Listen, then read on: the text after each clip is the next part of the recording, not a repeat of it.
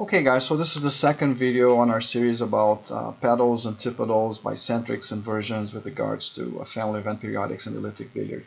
So take a phi periodic in the elliptic billiard, which we can animate a little bit, slowly, conserving perimeter and conserving the sum of cosines. Now let's move this family a little bit to the left, to the right, and let's compute the inversion of its vertices with respect to a circle centered on F1. So we get this family of inversive polygons. A big surprise is that this family has invariant perimeter. Let's compute now the antipodal polygon to this pink polygon with respect to F1. So you get, let's make this be more visible, you're going to get this other family here. These are the antipodals to the inversives. And this family does not have constant perimeter, as you can see here, but it does conserve, it also conserves its sum of cosines.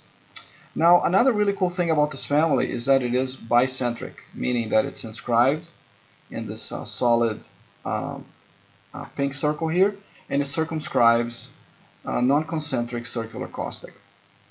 Okay, so the actual result that we're getting here in terms of perimeter invariance is that okay, so let me say this as well. It just so happens that every pair of circles is associated with 2 points that lie on the line that connects the centers. And these 2 points are known as limiting points. And these limiting points are such that if you performed an inversion of both circles with respect to them, or to either one of the limiting points, you would get a pair of circles that is concentric. So it turns out that when you actually invert n-periodic vertices with respect to a focus, getting this pink polygon, and then you invert this pink polygon, so you actually compute the antipodal of this pink polygon with respect to F1. This polar family, okay, this family of bicentric polygons, has F1 as one of its limiting points. So if I were to invert this outer circle and this inner circle with respect to F1, I would get 2 concentric circles, which are not germane to this video. But there's a second limiting point that achieves the same thing, a second and distinct limiting point. So let's show that second distinct limiting point. For this particular geometry, the second limiting point is falling right here at L2. Okay. Now I'm also showing the pedal polygon from this polar family here with respect to the second limiting point. And for the second pedal polygon, this dark purple polygon here, I'm reporting up here its perimeter as well. Okay, so what this video is going to show is that the perimeter of that second pedal polygon, that is to say, imagine you start from a bicentric family and then you compute 2 pedals, one with respect to one limiting point, F1, and another one with respect to a second limiting point, L2. You're going to get these 2 polygonal families, or families of polygons, and it turns out that both of them conserve perimeter. So this seems to be a property of the family of bicentric polygons. This first family here, this first pink family, is actually inscribed in a Pascal limaçon, the green limaçon here, that does not have a loop. And the second family is inscribed in a limaçon of Pascal, which has a loop which goes through the second limit point. So you can see here that all the vertices of the purple polygon are inscribed, or the polygon itself is inscribed in this limaçon with a loop. Notice that the limaçons, they touch each other in 2 points. They touch each other at this left vertex here, so they're tangent to each other here, and they're also touching each other. In fact, if I clear this up a bit, we'll be able to see this better. So they also touch each other right here at the dimple of the green limaçon with a sort of leftmost point of the orange limaçon. So right here we're just watching one of the 2 pedals, which also has constant perimeter. So the pedal to that polar family with respect to its second limiting point also has constant perimeter. If I turn on the inversive polygon again, we'll see both pedals simultaneously, each one of them riding on a separate limaçon. And it turns out that the limaçon that the one on the left is going to write on is always not going to have a loop. It's never going to have a loop. And the one corresponding or inscribing the vertices of the second petal is always going to contain a loop. So if I change my aspect ratio, I can change a little bit where, for example, the second limiting point is, but I'm going to maintain the fact that the limaçons are tangent to each other at this side and over here, and that the orange one has a loop and the green one does not have a loop. Okay, so let's go back to a more eccentric system. Yes, so let's now investigate what these polygons look like. For example, we're at n equals 5. Let's go to n equals 6. Let's turn off the inversion circle because we don't need it. And let's go ahead and watch this n equals 6 family. Okay, nothing much changed here. We can make sure that our perimeters continue to be constant. The perimeter of the pink inversive family is constant. The perimeter of the dark purple second petal family is also constant. They both preserve sums of cosines, right? And the polar family is also preserving its sum of cosines, but this sum of cosines is different from these other two values. Okay? All right. Now the cool thing happens actually not at n equals 6, but at n equals 4. Let's go to n equals 4. At n equals 4, the petal to the second limiting point results in a collinear degenerate polygon. So you get this sort of purple line here, where the 4 feet of perpendiculars dropped from the vertices of the polar onto L2 become collinear points. Okay, you can see here that the sum of cosines for this degenerate polygon is constant. It's actually equal to 4. The sum of cosines for the pink polygon, the inversive one, becomes 0, since let's see if I can explain that. No, sorry, the 0 is actually referring to the polar polygon.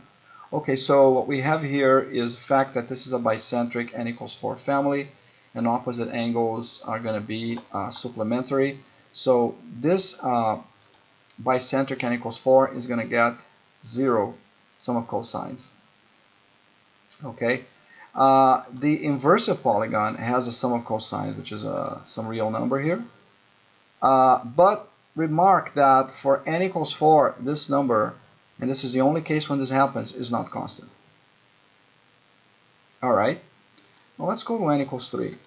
For n equals 3, now we got two triangles, and they are similar images. They are sort of similar triangles, but if you reverse or if you reflect one with respect to the other. So they actually have the same angles, the same sum of cosines. You can see here that the sum of cosines of the inversive triangle is the same as the sum of cosines of the second petal. And there's another miracle here. The sum of cosines of the bicentric polars is also the same value.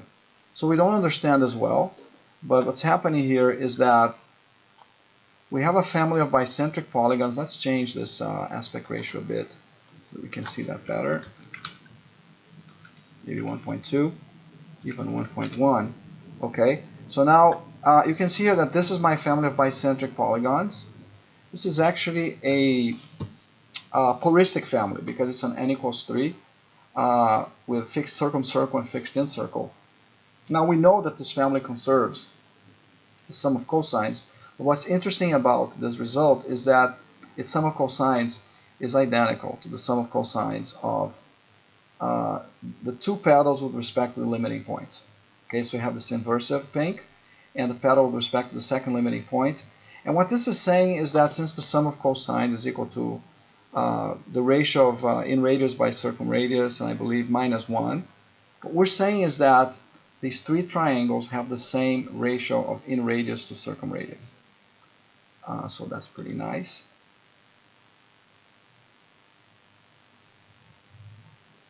So I do not think that the circumradius and or in radius of either one of these families here is constant or invariant, but the ratio of those for these two families is the same as the ratio of in radius to circumradius for the n equals 3 family, polar family. Okay, so there you have it. Notice here that the sum of cosines of the inversive, as we just saw, is constant in this case. However, for n equals 4, exceptionally for n equals 4, the sum of cosines is not invariant. Let's make this be more eccentric. So you can see here that this is the only case where my inversive polygon does not conserve the sum of cosines. Then if you go to n equals 5 or any other n, you're going to get that the sum of cosines in the inversives is conserved. So there you have it. So to summarize, this video is about a family, a generic family of bicentric polygons. If you forget about the elliptic billiard, because you don't need the elliptic billiard to talk about bicentric Poncelet families. You start from the bicentric Poncelet family. And let's see, let's actually clear this off so we can just look at it. Right? So we start from this bicentric family, connected to the billiard via this polar transformation, obviously. And what we're going to do is we're simply going to draw perpendiculars from one of the limiting points, which happens to be labeled as F1, onto the sides of my polars, and that's going to create my inversive poly. So the inversive poly is the pedal polygon of a limiting point to a particular bicentric family. This first child, quote unquote, or pedal child from the bicentric family has constant perimeter. It's inscribed in Pascal's limaçon, as we saw before. Now there's a second doppelganger. If I draw perpendiculars now from a second limiting point, which this pair of circles is associated with, onto the sides of my bicentric family, I get the so-called second pedal. And this doppelganger family also has invariant perimeter. So there you have it. The two pedal children, or the two limiting point pedal children of a bicentric family, are two different polygon families whose perimeters are constant and whose sum of cosines is also preserved, except for the n equals 4 case, where the sum of cosines is not preserved for the first pedal, the pedal child. Okay? So I guess that's it for the video. Let's go ahead and draw the other limaçon as well, so we can recap that. And we have this beautiful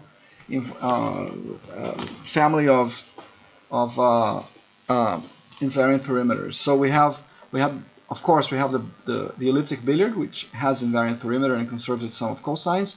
Then we have these two additional objects here, these two pedal polygons with respect to the limiting points of the bicentric pair, which also conserve their perimeter. Okay, I'll see you on the next video. Thank you very much.